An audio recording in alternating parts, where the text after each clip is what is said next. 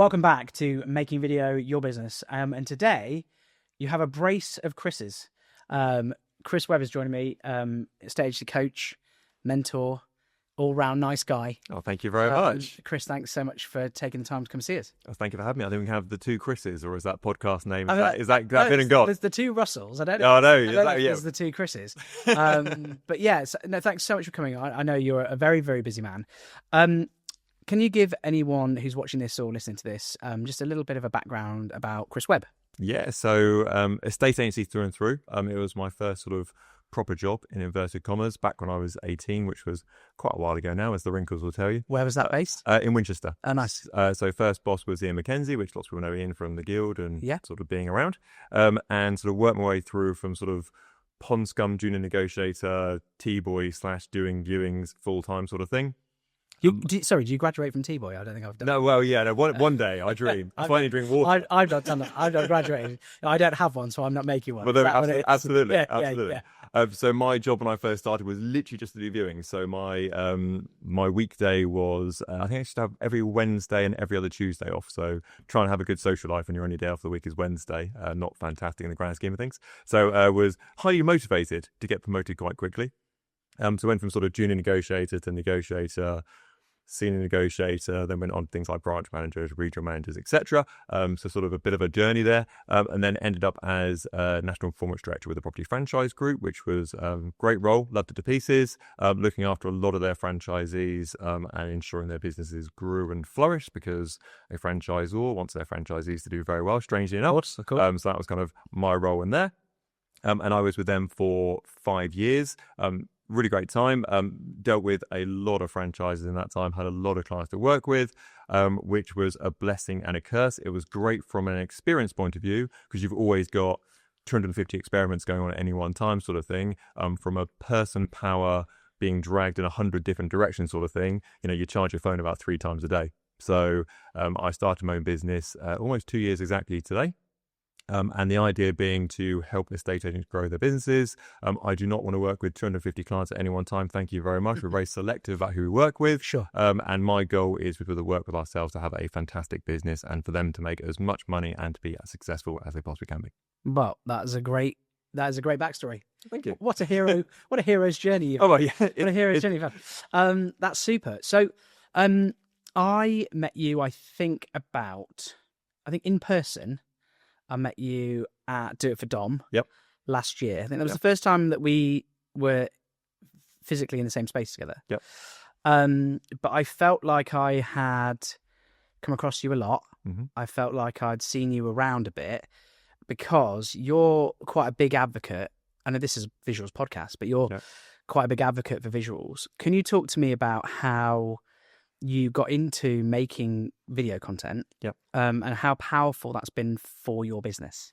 Yep. So my Achilles heel when I first launched my own business is that I was not connected in any way, shape or form. So I was posting on social media when social media was like, cool and new in 2004 and whatever it may be. And it was like, oh, Facebook's amazing and Instagram's amazing sort of thing. I was posting a lot back then sort of personally, because everyone was effectively. Mm-hmm. And then you kind of got the hump of like, oh, okay, it's Facebook, and your gran joins it and your mum joins it. Oh, God. Yeah. And so that at that point, I stopped posting. And, if you asked me to list down 20 estate agents that I knew, on a personal basis back then, I would have struggled.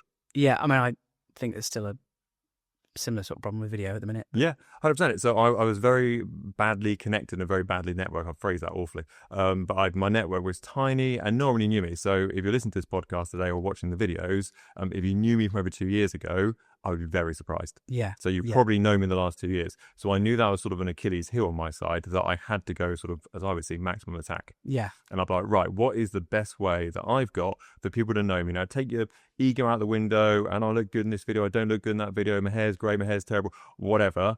This is what I need to do for the business to grow. And so it's been a very conscious decision for myself that is like, right, I am the brand in some way. People think the estate agent consultancy, they hopefully think Chris Webb and vice versa, sort of thing. So I know that I had to get my face out there.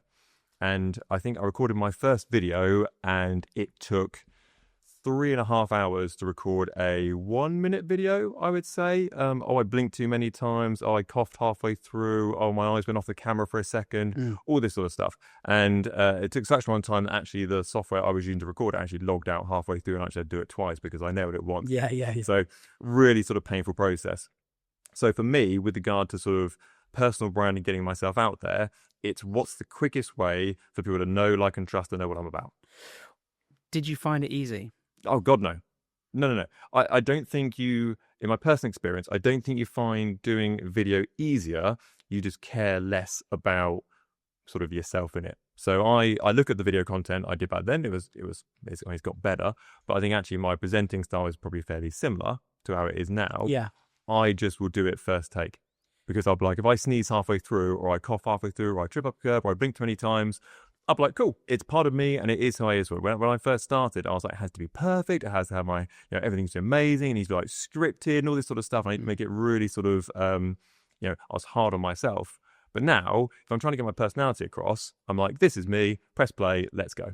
I think some of those things, I had the amazing, wonderful, such a lovely man, Neil Cobbold from Payprop and now Repeat on the podcast about a year or so ago. And we were talking then about the race for real, with the advent of more commonplace AI, all that sort of stuff, really. Obviously, AI, not new, Siri and all that sort of stuff's old. It's still AI. Google's AI. There's all this stuff, right? But we were talking about the race for real, and I think actually there's a lot of value, personally, in the cough and the mistake, because it proves that you've done it. It proves that it's you, because there is a lot of distrust and mistrust, I think, around AI and people cheapening their brand or their product by having not them or AI avatars and all that other sort of stuff. And actually, a lot of research has proven that people aren't overly bothered about it. There's also a lot of stuff I was reading in Tech Digest a while ago that they think that AI might have a similar trajectory to the .com boom. And actually, there's all this stuff, this mass adoption, but everything that just go... Yep. So it's an interesting time. But I think I was talking on another podcast with our friend Simon Gates about this, the value of the human, the value of the person. And I think the video stuff is where you can actually really excel and really accentuate yourself. Yeah. What do you think would be your biggest win from video? What do you think it's done for your business? You think about, you're this, you said maximum attack, right? Which I love as a phrase, right? This maximum attack, this approach. What do you think it's actually? I mean, obviously it's led you here, so that's a thing. Yeah. Because I became aware of you, and then we met, and I thought, oh, he's a nice guy, and he's called Chris, so he must be all right. Yeah. Tick all the boxes. That's it. And then I've seen you sort of routinely in things, and I thought, oh, actually, do you know what? Chris has done a lot of video content. I'm interested in his story. I'm interested in how he's kind of come to that. You unlike me, don't suffer for being, short and overweight. So you've already got a leg up. I've got the hairline and the wrinkles, so don't worry. You got the hairline. You can't win them all. But do you think, what do you think this journey has done for you? What do you think visuals have actually done for your business? Yeah. Because a lot of people hesitate, even now, 2025, when video is so prevalent. Yep. People are like, oh no. What do you think it's done for you? So I would say, just to kind of pick up on your last point there, I would say the fact that everyone else says, oh no, I can't do video, you should be like rubbing your hands together and go, thank goodness they're all saying, no, I can't do video. Because I will. Yeah, because I will, and I'll look different on that side. Yeah. So what it's done for me as a business, so one of my pet hates is networking. The idea of, I had a chat on my podcast the other day who was called The King of Referrals, and we had a chat about networking on it. Yeah. And my pet hate is, people going to events and they're like, oh, what do you do? And then like, oh, you're not of interest, next person. Yeah. What do you do? Oh, I do. Oh, great. Let's have my card and let's have a chat. That is my worst nightmare. So for me, it's being able to walk into a room of estate agents and then to go, that's Chris Webb over there. I know what he's about. I know what he does. I know what kind of his results are. And I'm going to go and have a chat with him. Or he can have a chat with me. And it's like you're on like stage 2 of conversation already, because they kind of know, like, and trust you already. You've got to that awkward kind of like, what do you do and where do you live and what do you sound like and are you what this, are you that sort of. You pass that stage. First date is out the window. You're now on second date. You're now going, right, I know you're an estate agent. I know you help people grow their estate. Let's have a conversation about it. And so I gave myself a couple of challenges this year, which are going to sound ridiculous. But one of my challenges was to go to a non-estate agency event Yes. and have someone recognise me. And so Right. I know, ridiculous. I know, ridiculous challenges. And I went to a Daniel Priestley talk because one of my friends works with Daniel, and he said, "I'll come along, I'll get you a ticket," sort of thing. Went along to that, and it's gonna make me sound like a bit of a dick. But I said to him, I say, "It's really nice to walk into a room and not recognise anybody because I don't know any of these people here," sort of thing. Yeah, yeah. And within about 30 seconds, someone walked over and went, "You're Chris Webb, aren't you?" And I was like, "Oh, for fuck's sake." I was like, although it is embarrassing, I was like, that's exactly what I want. My friend was like, "Fair play, mate. You're obviously doing something right." Yeah. And I also went to. Do you find that weird? I still find it weird. I find it weird, yes, but I also think to myself that's good from a business point No, of view. it's good. It is good, yeah. But also, if I'd ever talk to anybody and I go, "Oh, hi, I'm Chris Webb, nice to meet you," sort of thing. "Oh, Chris, what do you do?" I think to myself, I need to do more. Yeah. As soon as they say, "What do you do?" or "I've not seen your content," or whatever, I'm like, I need to do more. And that's a real good driving force for me to go forward with and go, actually, you're not hot stuff, mate. You're probably a 3 out of 10 at the moment. There's a long way to go on top of it before, you're kind of where you want to get to. So I think that a lot of people kind of get in their own way and get in their own head about what they can do. You would stand in front of your friend who says, "What do you do?" or "Give me some advice about selling a property." And you'd be like, "Yeah, I'll talk for an hour and a half. Take me down the pub, I'll buy you a drink, and I'll chat you for 2 hours about it." But as soon as someone gets their phone out of their pocket and goes like that, you're like, "Oh God, my hair and my makeup and my what?" Like, it's like no one cares more than you do. No one cares, yeah. So if you get out your own way, you'll be, you honestly, you're so much further ahead of everyone else. And the great news is if your content is rubbish and your videos are rubbish, no one's going to see it anyway because it'll get like one like from your mum. Yes. And that'll be it. If it's a banger and it's really, really good and you think, "I've made a good video," as if by magic, this magic algorithm will push it in front of other people and they'll see your winners and they won't see your losers. Has video made you money?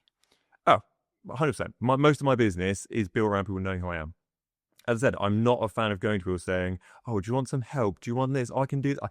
I don't want to sell myself to people. Yeah. I want people to come to me and go, "Chris, I know what you do. I know what you're about. Therefore, can I work with you?" And so for me, my ethos when it comes to my work and sort of my job, there's sort of 2 parts to it. As a big picture, I just want to help estate agents have a better business and not go bankrupt because there's a shocking fallout rate of agents sort of going self-employed and then not working out. And if you read, both our books are available online for free. We've got a section on our website called Free Stuff, and it's got letters and it's got guide. You can have a good business by reading those 2 books and using our free stuff. And I hear people all the time saying, "Oh, I got a listing off your letter template." But I'm like, "Great, awesome, well done, high five, thanks very much," sort of thing. Yeah. So that is, as a brand, that's what we offer out. If people see myself and go, "I love your free stuff, and I think what you do is really, really cool, and I appreciate your value, etc. But actually, I want to go from sort of like 5 out of 10 to 10 out of 10 as quick as possible. Can we work with you?" Great, absolutely fine. And we take the same approach. The whole point of this podcast and talk to interesting people about visuals, the whole point of the training we run, the whole point of all of that stuff, the webinars, speaking on stage at events, all that stuff, most of the time it's not paid. Most of the time this isn't paid. We self-fund this. We're not sponsored. We don't have any like big sugar daddy, sugar mummy like paying for things, right? That what we want is for people to try it, see the return on investment and go, "Oh God, that works." Exactly the same way. Like you can go and watch.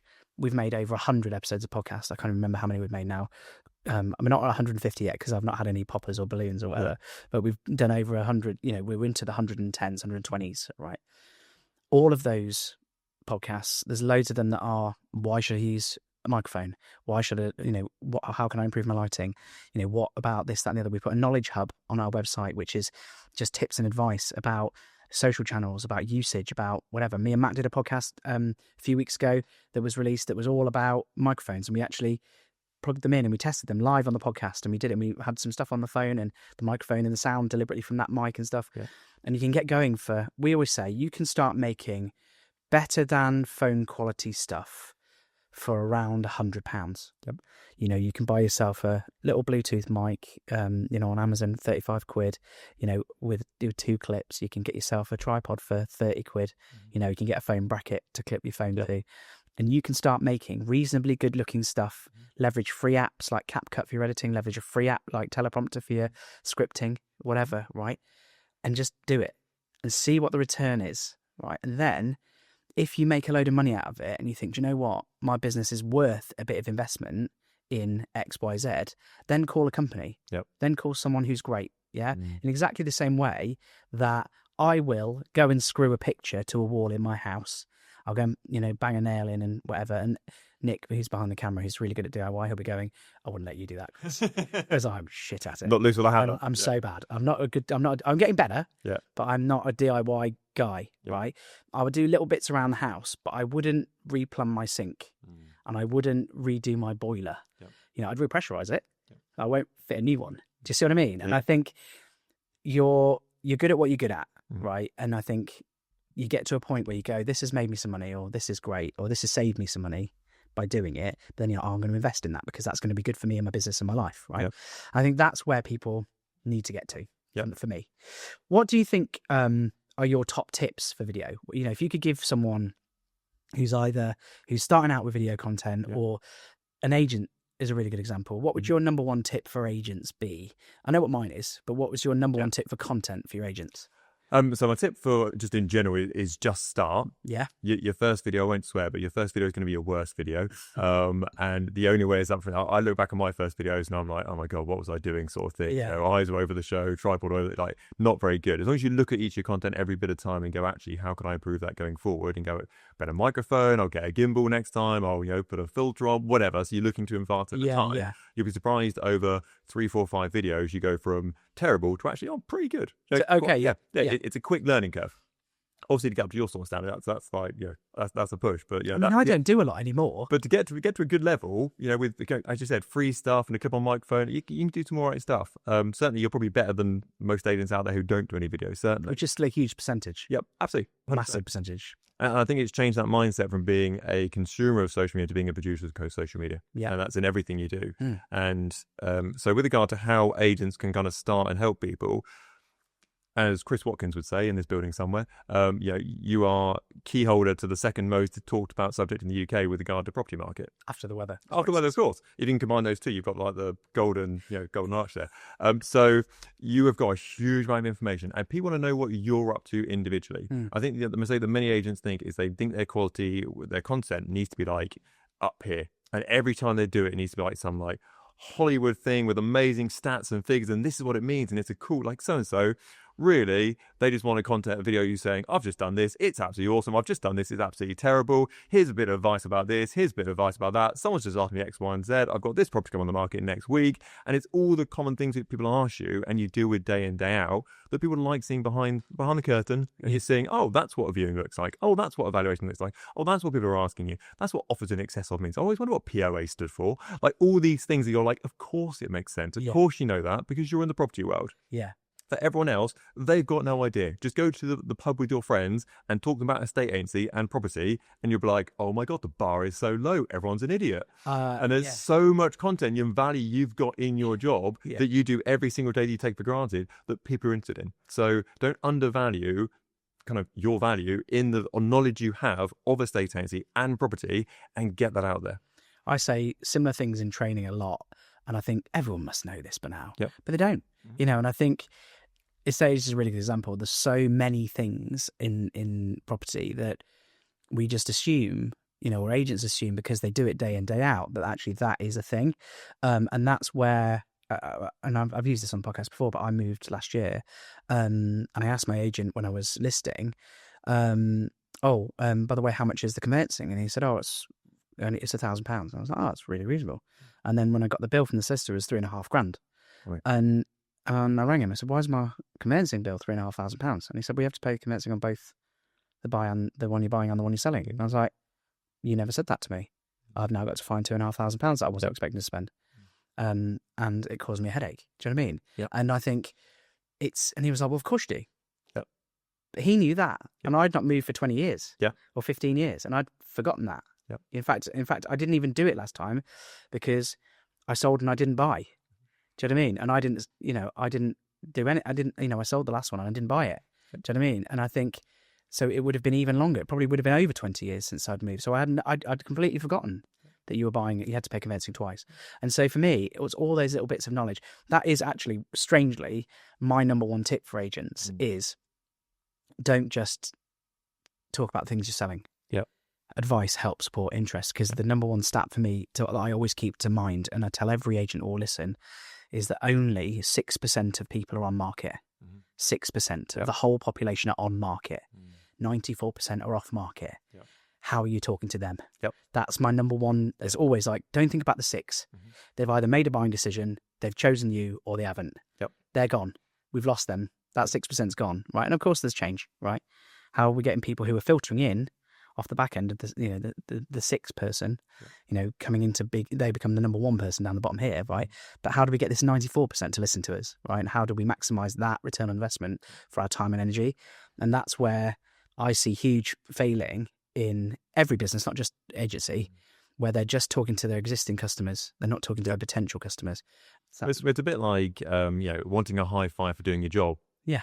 It's a bit like saying, "Oh, I've sold a house," and everyone's like, "Great, you're an estate agent, Sherlock." Yeah.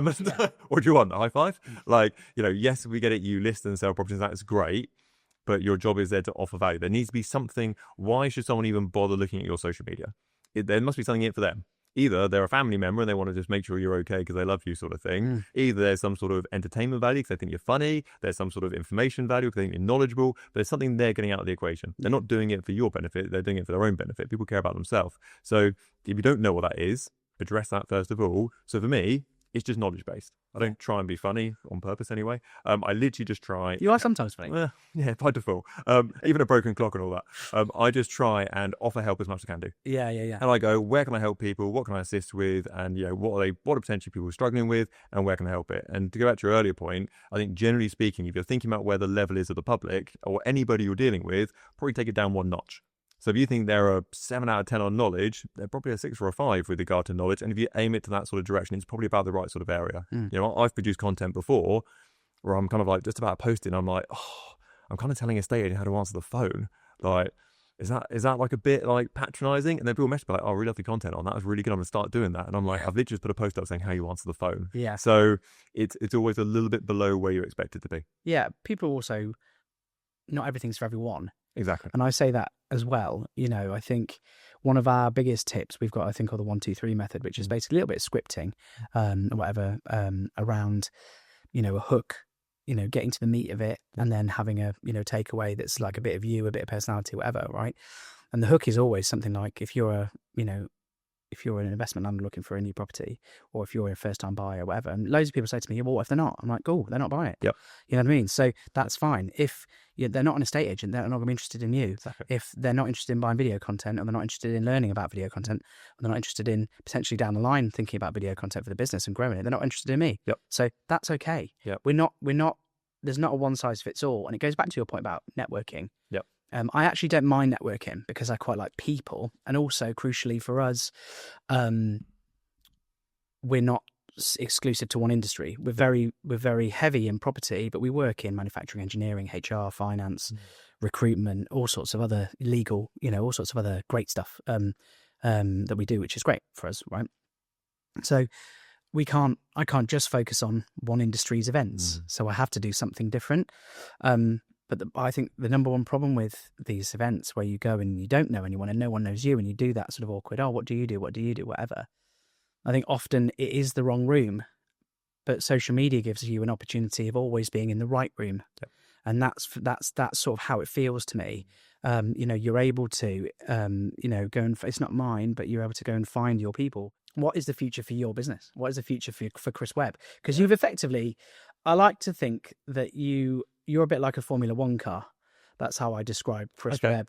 I am driving a Skoda, and I've been driving for a while, and I'm almost 2 laps in, and you've turned up in a Ferrari, and within 18 months, you've caught me up. First of all, thank you. I definitely don't think you're a Skoda, but thanks. But in terms of like your presence online, the prevalence of your brand, the presence of your personal brand, you're also a lovely human. But I've seen so much of you, and I feel like you've had this almost like instant because of this energy you've thrown into it. What is the future for you? What do you think? How are you going to diversify, and how are you almost going to maintain that level of almost market dominance? Yep. Well, what a question. So it depends slightly when this comes out, actually. So I'll be quite cryptic with my answers. I've got big plans. And I think for me, I do things to challenge myself, and because I think I probably can. Do I think I'm the best podcast host? No, I don't, but I'll give it a go and I'll throw myself into it everything I can. Do I think I'm best in front of camera? No, but I'm going to throw myself at it and let's go for it sort of thing. So very much that sort of let's I can work it out. I've got 2 hands, I've got a brain. If someone can do it, I can probably do it sort of thing. So for me, it's about looking at sort of the next challenge for the business. Now, it probably isn't going to be diversifying and opening up another. I'm not interested. I don't want sort of shiny object. I'm very much, I've got the estate agent consultancy. It's my baby. It's good. It's a good business. It works very well sort of thing. And it's growing and expanding our offering. So for me, where I would like to get to in the future, whether that is in 2 years' time, 20 years' time, whatever the time scale is, I would like us to have to be the number one place for agents to go to should they want to improve their business. And so if you wake up one day and you're like, business is a bit of a pain in the ass at the moment. I'm not listing as much. I'm not selling as much. I want to go, I'll speak to Chris and his guys and they will get it sorted for me and they'll look to improve my business. So that is a very grey destination. It's very untangible. And I've got lots of sort of boring stats behind the scenes, which, I want to get to this figure and that figure per month. I've got all that sort of thing. But the ultimate sort of litmus test is that I want people to look at it and go, I want to grow my business. Chris is my guy. I can have a chat with him and they'll make it work for me. That's where I want to get to. That's probably going to be a 4 to 5 year journey, I would have thought. And for me, it's about evolving over time who I compare myself to. Yeah. Because I think when you first start, and they say that the average of the 5 people sort of thing is actually the average of the 5 people you compare yourself against. So for me, those 5 people are changing all the time. To start off with, it was just like, it was this group of people. Yes. And I'm like, okay, I've kind of outgrown them in the nicest possible way. And now it's on to these people. Yeah, you evolve. We're humans. We evolve. Exactly. So for me, it's about looking at sort of the next level and going, people that a year ago, I'd be like, oh my God, they're in the stratosphere. They're like, I'm never going to get to that sort. Now it's in a stage where I look at them and go, right, okay, well, what do I need to, they've done it. And they're human beings with brains and emotions and whatever it may be. So what have they done to get to that stage? And how can I sort of replicate, take the best bits of what they've done, put my own spin in it and kind of go from there. So for me, I'm swinging for the fences, I think the official term is, and going for it sort of maximum attack, as we mentioned earlier, as much as I can do. So that's the ultimate goal for the business. But really, it all leads back to the singular goal for the business, which is to have every agent we work with have a fantastic business. Yeah. Because if we do that every single time the clients we work with, I'll have a queue outside the front door. So if I focus on that one small part, the rest will follow. Is the goal financial? No, God, because the goal for me isn't. I could not be less interested in money if I tried, which I know sounds like a dick thing to say, but I'm not interested in money in any way, shape, or form. I've been rich, I've been poor, I've done a lot. Thank you very much. I'm not that fussed about it. For me, it's more about what's going to give me a win in life. And for me, a win in life is I get to meet lots of people. I love that. Which is like, my job is meet people every single day. Yeah. Great. That's number one. Number two is help people. Love that. That's pretty much, if you took away all money and all that sort of stuff in the world and say, Chris, you can do one thing the rest of your life, I'll be like, I'm just going to help people. That's really all I give a monkey's about. And number three is travel. So for me, if I can get to a position where I'm in doing all those three, that for me is winning. Yes, I need to have a certain income into my life so I'm not starving on the street. Yes, I understand that. Yeah, of course, yeah. But for me, if I can sit back one day and go, I'm meeting lots of people, I'm helping lots of people, and I'm doing a bit of traveling in my spare time sort of thing, good. I'm winning the game. Whether my bank account is £10,000 or £10 million, I'll be just as happy. I want to play. My goal is to play more golf, Chris. There you go. That is it. That is my own. That is my drive. That's been my drive for about, I think, 2.5 years. Because it's something that I did as a child. My mum and dad live opposite a golf course, and there was no pub in our village, so I play golf every summer. I just play golf, and I'm not great. I'm not great at it. So my goal for 2025 was to try and diversify our business out into some broader networking, in terms of not like networking, but like try and look at other industries that we could go and help. People who are maybe less forward thinking than property, because property is actually, I think, at the cutting edge. And hopefully to play more golf. That is it. Like the cash bit, not bothered. But golf, just want to play more golf. But golf is a lovely metaphor for it. Yeah. You never complete a game of golf. You're never the perfect golfer. No. Tiger Woods is still there going, I hit a 65, but I could have hit a 64, whatever the numbers may be. Only Kim Jong-un's done it in hole-in-one every single goal. But apart from that, there's no one is ever going to get hole-in-one every single hole of an 18-hole golf course and go, completed it. Yeah. Yeah. But I think golf is a good metaphor for life. Yep. So I had this incredible golf professional when I was small, and I was getting frustrated, as a child. Like, I couldn't hit the ball very far, I couldn't hit it half the time, whatever. And he said, "Oh, Chris, you need to stick with it." He said, "Because golf is the only sport really that you can play until you can't walk anymore." And I thought, "Oh, that's absolutely fantastic." And I saw an incredible post from a chap online, a golfer who basically had played his last round of golf because he was terminally ill and he couldn't play anymore. And he said, "Don't worry about the number. Don't worry about what he's shooting." He said, "Just enjoy being out." And I know Oscar Wilde said golf is a good walk spoiled. I get that. I disagree. But yeah, that is my goal. That is my goal. If I could do that, that for me, I think that for me looks like winning. Yep. If doing, and then it's a small one really. Yeah. When you've built a business, but yeah, for me that was my goal. Do a bit more work outside of property, and try and play a bit of golf. That's it. So I think it's small goals. I know. But I speak to clients all the time. One of the first things we try and establish is kind of what their goal is for the business. And lots of clients come on video calls and meet in person, and they're like, I want to earn £10,000 a month, or I want £100,000 a year, and I'll be like, yeah, okay, but why?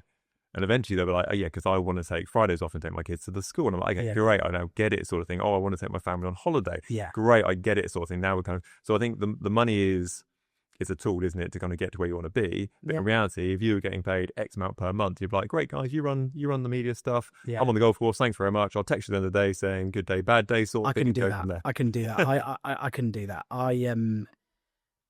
I cannot tell you how much I love what we do. Yeah. Like the people, our team, the work we get to do, the variety. Like I never really feel, I'm sometimes tired, because we work hard and we work hours and we work long. Do you know what I mean? But I never really feel like I'm working. Yep. And so for me, I feel like I've won already. Yep. So, so I would never do that. I have no desire to step away from doing day-to-day stuff with the business. I just like a little bit more balance. Yeah. That is it. That is all. And I think that's a fair ask. I think so. But things like this today, this isn't work. Like mate, I get to talk to my mate. Exactly. This is what I get to do. There's kids in sweatshops places, and there's kids in mice, and they've got a hard job. This is just me talking to you. Yeah, it's this. I worked in government for a long time, and a lot of those people are hugely undervalued. A lot of them, do very difficult jobs under very difficult circumstances, and I did a couple of rounds at Christmas on the bins, with the bin men, helping out over the festive period. I went out and did a bin round in the cold. Those guys are fit, like they can run. They run. Well, yeah, because they're finished when they finish. Oh yeah. So they run. So they don't, they collect their bins fast, right? Yeah. But there are guys that work, the people working jobs where they're really, whatever. And, every job is valuable. And I think COVID showed us that. Yep. Yeah. More than anything else, showed us how important every job is. Yeah. So that's the thing. But yeah, but bit of balance, that's my drive. Yeah, why not? In terms of something a bit more fun. Okay. Do you have a favourite movie?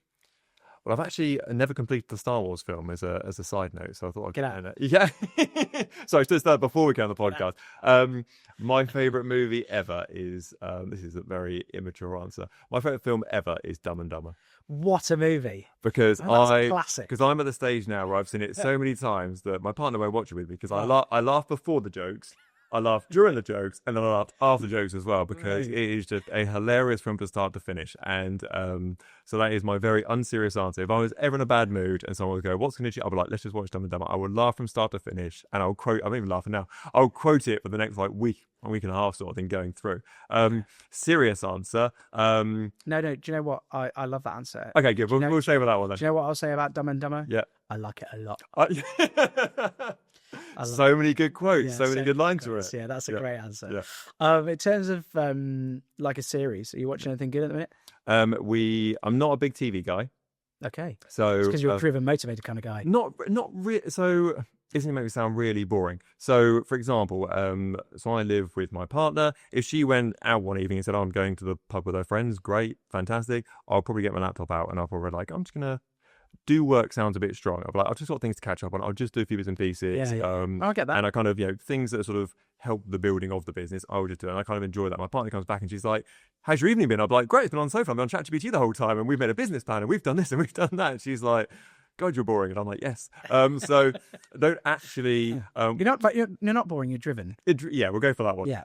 So I don't actually watch a huge amount of TV, though one of my clients recommended I started watching Yellowstone as a show, and we're currently in season 5, which has come around very quickly. My pet hate usually with TV series is that nothing ever happens until like episode 10, someone might die, and you're like, I'm not willing to give you 10 hours of my life to get there. But with Yellowstone, it's been very good. Like, people die all the time, there's explosions all the time. Yeah. It is just non-stop go. So I love Yellowstone. I've watched all of it. Oh, well, don't tell me what happens in the second I half. won't. There's some great earlier historical bits coupled with Yellowstone, as 1885 and 1925. Yep. And they are equally brilliant.